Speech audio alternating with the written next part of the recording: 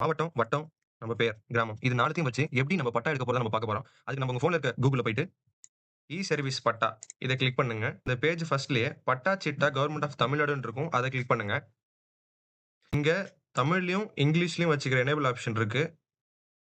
கீழ ஸ்க்ரோல் பண்ணிட்டு, பட்டா சிட்டா அத கிளிக் பண்ண போறோம்.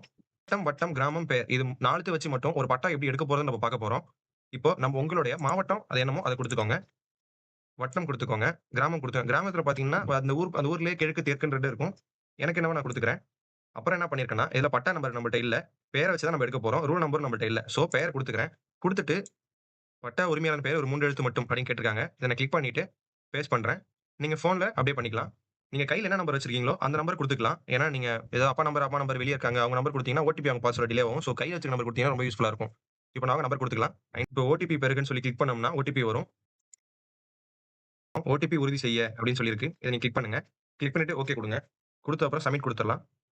குடுத்த அப்புறமா இப்ப 2 பேர் வந்திருக்கு. ஒரு ஊர்ல 2 அல்லது 3 பேர் இருக்கலாம். இப்போ நான் என்ன பண்ண போறேன்னா, 2 பேர்ல இருக்குல்ல ஃபர்ஸ்ட் கிளிக் பண்ணி உள்ள போய் டீட்டெயில்ஸ் பார்க்க போறேன். அப்படி பார்த்ததுல அது இல்லன்னா, அடுத்த நம்பர்ல போய் கிளிக் பண்ணி திருப்பி உள்ள போய் பார்க்கலாம். அது கன்ஃபார்ம் ஆயிடுச்சுன்னா, ஆன்ஸர குடுத்துட்டு சப்மிட் பண்ணிடுங்க.